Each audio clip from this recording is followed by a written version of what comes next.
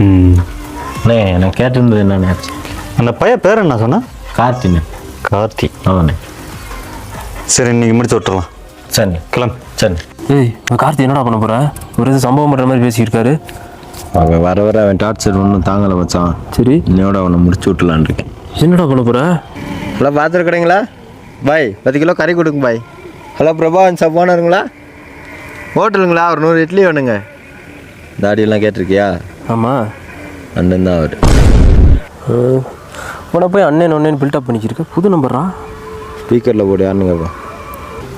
Hello hello மெக்கானிக்குங்களா? இல்லைங்க wrong நம்பருங்க. கொடைக்கானலில் ஒரு ட்ரெயின் பஞ்சர் ஆகிருக்கு, வந்து பார்த்து விட்டு போங்க. எது?